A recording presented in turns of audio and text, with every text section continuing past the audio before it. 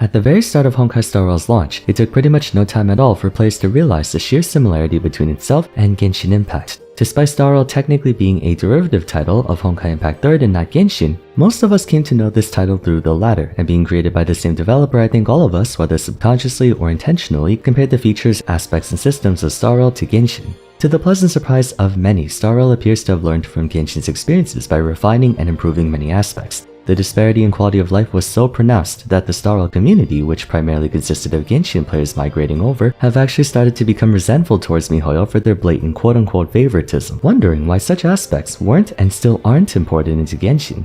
While said quality of life aspects may appear minute in scope in the realm of UX design or user experience in layman's terms, the smallest stuff can ironically make more of a difference in player experience than bigger stuff, because on a day-to-day basis you interact with those smaller things a lot more. Personally, I find Star Rail's micro-mechanical execution to far eclipse Genshin's, even though I do applaud MiHoYo's efforts to improve its flagship title too, like when they allowed us to instantly redispatch all 5 expeditions at once. However, one of Star Rail's macro-mechanical features that's just as frustrating as, if not on occasion worse than Genshin's, is their Relic system. Following a near-identical equipment and progression style as Genshin, Honkai Star Rail has its own artifact system, and while I, and I'm sure many of you, were apprehensive about seeing a famously despised equipment format also present in Star Rail, I held out hope that it wouldn't be nearly as problematic. But unfortunately, it kind of is. Today we'll be discussing all the problems with Honkai Star Rail's Relic system, what issues it has that mirrors Genshin's artifacts, and what unique issues it has. As stated in the beginning, Star Rail's relics are almost identical to Genshin's artifacts, at least in terms of the purpose they serve and the means of acquiring and leveling them up. So for those of you who saw my Genshin artifacts video, a lot of this may come off as deja vu, and admittedly it sort of is.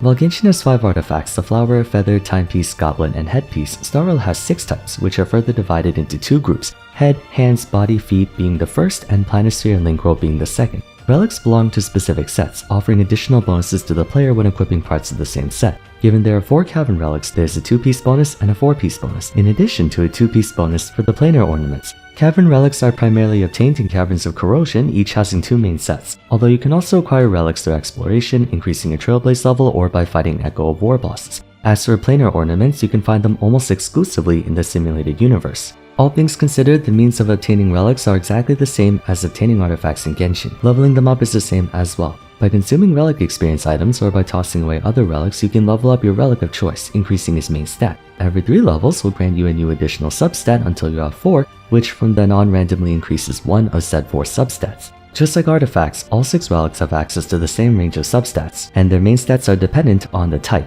In other words, MiHoYo basically copy-pasted Genshin's artifacts into Star Rail, tweaked its mechanics around ever so slightly to account for Star Rail's minor differences in parameters, and then changed its name. Now in the spirit of fairness, let's start by going over the positive aspects of HSR's relic system, what it does better than Genshin's artifacts. I would say the most appreciated one would have to be the increased agency we have in accessing relics of choice, namely through our ability to synthesize any and all of the game's available relics. Genshin does have their own version through the Artifact Strongbox, but if I had to choose between the two, Star Rail's would definitely be more appealing. For one, you can only craft artifacts in the version prior to the last fully completed one. In version 2, we only had access to 4. Then in version 3, we got access to all the artifacts in version 1. Then in version 4, we had all the artifacts available from version 2. It's better than nothing, but most players have already farmed copious amounts of artifacts from past versions, making them not as imperative to collect. On the other hand, Star Rail lets you synthesize relics that literally just came out. Even better, they let you choose which type you want as opposed to the Artifact Strongbox randomly selecting from 1 of 5.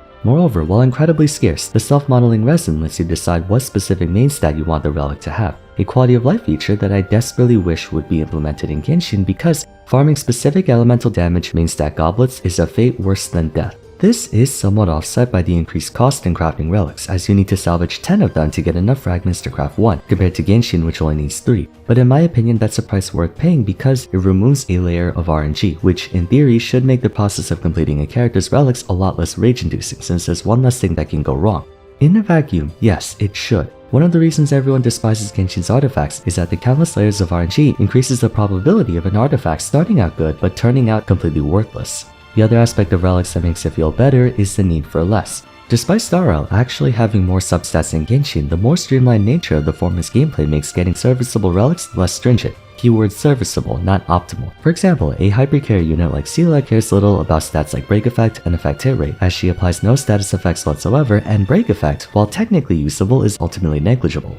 Realistically, the only stats of interest for her are crit rate, crit damage, attack, and speed. For some units, they can get by on just about anything. Supports can have entire pieces of only HP and defense. There's no energy recharge or elemental mastery substats in this game.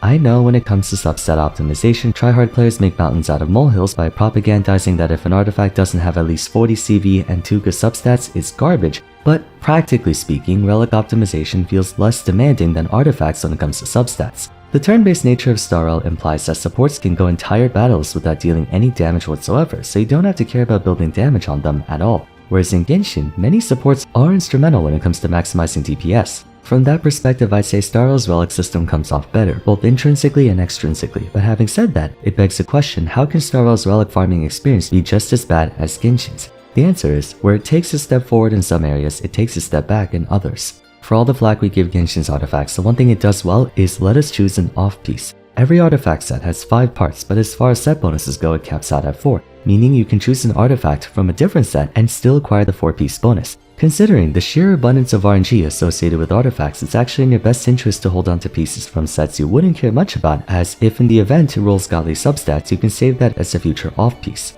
In Star Realm, however, there's no luxury for an off-piece. If you wish to obtain the 4-piece bonus or 2-piece 2-piece, all 4 cavern relics must match their set. Both planar ornaments must come from the same set too, non-negotiable. So while technically they removed an element of RNG through relic synthesis, it's been replaced by another, possibly worse element of RNG in that you're completely forced to farm for specific relics. This opens up the possibility of you spending even more time farming for a character, assuming you're aiming for perfect or near perfect optimization, than you would in Genshin, on account of not only having to farm a total of 6 different relics as opposed to 5, but not being able to off-piece any of them. So not only do you have to get the right main stat, not only get the right substats, not only get the right substat upgrades, and not only get the highest upgrade rolls, but you have to get them all on a certain relic, meaning you can't get lucky on another relic set and then import it over as an off-piece. Add in the fact that you have to trade in 10 relics to synthesize 1 even though you get to choose what piece you want, and it will likely take on average much more time and much more Trailblaze power to gear up a single unit.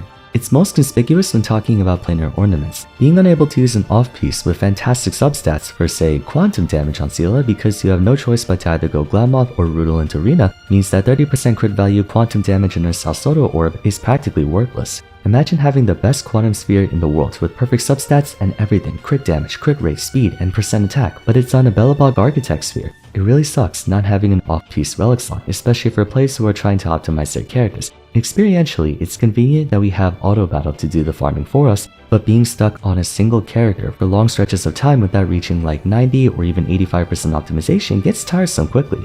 In Genshin, within a couple months or so, I can usually finish up a character. 8 months later though, and I still haven't finished working on Seela or Jingyuan, who came out back in May. Or I guess technically I have, but they keep releasing new sets that are more optimal on them, so I have to refarm and repeat the process all over again. Speaking of new releases, that brings us to our next problem.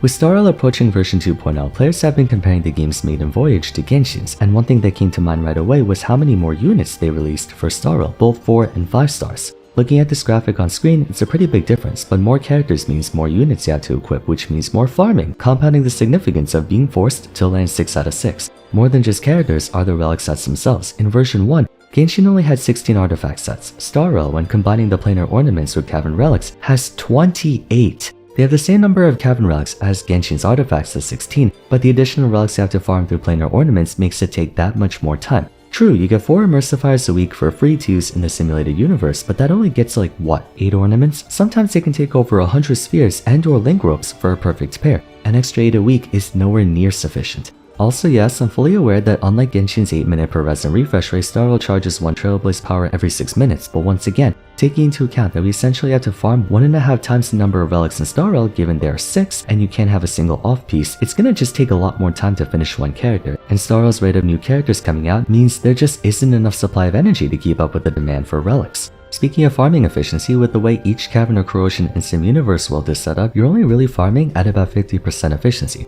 Genshin has several artifact domains where both sets are in high demand: EOSF and Shimenawa, Blizzardstrayer and Heart of Depth, Golden Troop and Marshal Se, Gilded Dreams and Deepwood Memories to name a few. But in Star Realm, there aren't that many caverns or worlds that have 2 relic sets that you realistically are trying to get both of at the same time. Perhaps Longevous Disciple and Traversing Hackerspace, but if you're farming Genius of Brilliant Stars, any piece you get from Guard of Wuthering Snow is practically garbage. Or if you're farming Hunter of Glacial Forest, any Eagle of Twilight relics you get are also garbage. It's even worse in Sim Universe. Most people farming for Nerd Salsoto don't care about Belobog Architects, or if you want Sprightly Von Whack, you don't care about Kingdom of Banditry. Glamoth and Penacony are a decent combo, but even then mono-element teams are still pretty niche, so more often than not, you're only really vying for one relic set of the two, which means all pieces of the other set you get are just a waste. In addition, Relics and Star Rail tend to focus on very specific aspects of gameplay compared to Genshin, whose artifacts are more general and all-purpose. The Cavern Relics for the most part do a decent job trying to fit that general purpose. If your character has a ton of follow-up attacks, then Ashblaze and Grand Duke is the way to go. If you're playing an HP scaling attacker, then Longevous Disciple. The planar ornaments though can get very specific. There are several that give crit stats, Celestial Differentiator, Inner Salsodo, and Rutilant Arena, but the effects that follow are greatly dependent on the character's main method of attacking.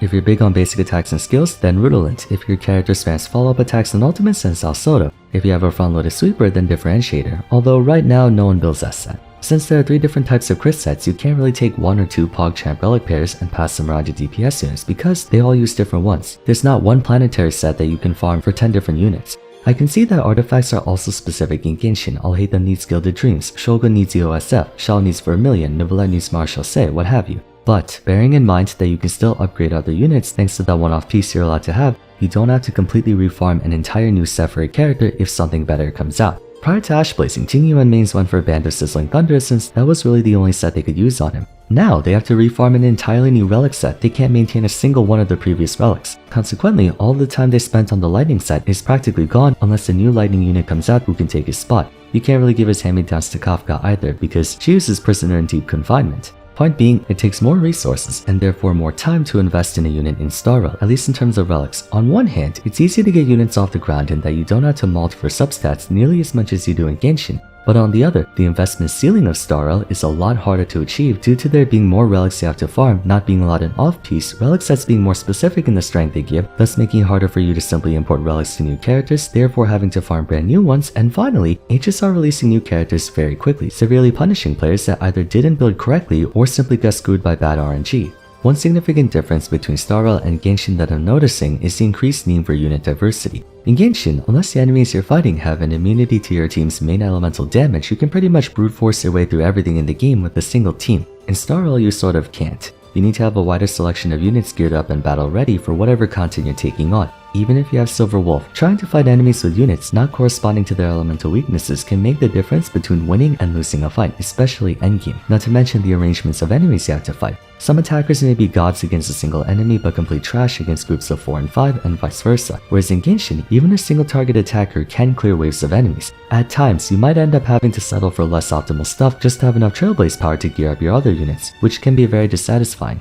I don't want to necessarily make a hard statement that one game is worse than the other in terms of relics or artifacts, they both suck, but in my personal opinion, farming for artifacts on Genshin feels a bit more tolerable than relics in Star Rail, purely because I only have to farm 4 artifacts and can get away with an off-piece, while in Star Rail I have to farm 6. For casual players who don't care too much about getting perfect optimal sets, it may not be much of an issue to you, but being a hardcore player myself and also a perfectionist, it's something that grinds my gears a lot. I understand that Star Rail is still a young game and we haven't had the years and years of Trailblaze power like we did Resin and Genshin to get through that initial hurdle of upgrading, but if Star Rail continues to release new characters and new relics at the rate that they are, I feel like players might get overwhelmed and constantly be behind schedule. Star Rail has a plethora of quality of life improvements that Genshin doesn't have, but I find myself disliking the relic system more even though it has a few improvements. What do you guys think though? Do you agree or disagree with my points? Let me know in the comments down below. Apart from that, that's gonna be it for today, so if you enjoyed the video, I'd appreciate it if you could leave a like and subscribe. Don't forget to follow me on Twitter at Vars, join my Discord server, and check out my other Honkai Star Rail discussion videos if you haven't yet. But till next time, thanks so much for watching, and I look forward to seeing you again soon.